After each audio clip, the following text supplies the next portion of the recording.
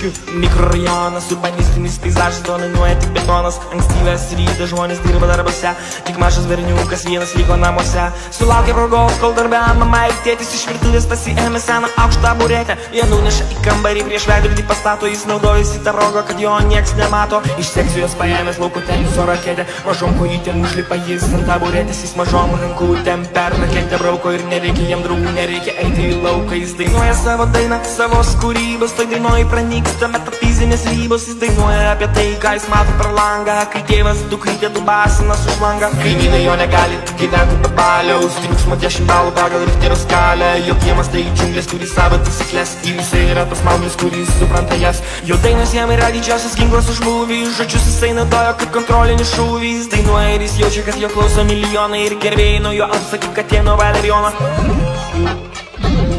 Jis jaučias dainininkas, prie kurio gerbėjai limpa, taburetė jam yra jo karjeros olimpas. Bet skambutis į duris, iš darbo grįžta tėtis ir vėl žemyn galva krenta jis nuo taburetės. Jis mokėsi mokykloj, bet ne per geriausiai, 2 metai mokykloj buvo patys sunkiausi. Mėgstamiausia pamoka jam buvo kūno kultūra, iš treningų pasiūlo savo sceninį kostiumą. Ir dabar atėjo laikas atvers visas kortas, jūs supratote teisingai, tas mauglis esu aš. Aš scenos huliganas, apsitorčinės truputį ir dėl pakurių dainas pagal durų skambutį. Ir vienintelis dalykas, kuris užkisa mane, kad visas mano dainas žmonės supranta tik Kaune. Aš galiu surinkti dabar po Kauno Žalgirio areną ir galiu ten padaryti koncertą dieną. Klaipėdoj surinkęs pilną vasaros estradą, demonstruoju ten didžiausią superlazerių paradą. O Vilniuje koncertų nedarysiu visiškai, nes arenas Vilniuje valdo tik banditai ir vagiai. Aš pats beveik vagys ir kaip kažkokias nagus aš nufyrinau dainą iš Mamontovo Andriaus. Nufyrinčiau ir dar tam tikrai nereik preteksto, bet yra viena bėda, jo dainuose daug teksto. Pas mane teksto nedaug, jis turi šaukti ir iš patranko žodžių turi būti kiek pirštų ant rezotojo ar rankos. Daug dainuoju apie orą ir jums kilo idėja,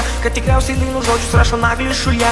Bet tai nėra teisybė, aš pats rašau dainas, tik prodiuseris ištaiso man gramatinės klaidas. Ir gaunasi vėl naujas super mega turbo hitas, kurį marozai versus ir taip mėgsta klausytis. Aš neturiu balso, nepataikau į toną, aš mėgstu į žiūrovus paleisti mikrofoną. Aš labai mėgstu mušti, bet su sąlyga viena, kad prieš mane kovoti turi kiekvienas mergina. Ir jeigu mum besimušant į visą laiką gulėtų, tada tikrai turėčiau šansų ją nugalėti. Ir tėvai ir draugai tai nežiūri į tai, ir jie ne kartą man sakydavo ne juokais, kol tu tapsi žvaigždę pasaulinio dydžio. Mum jau 100 metų ir mes imsim paralyžių.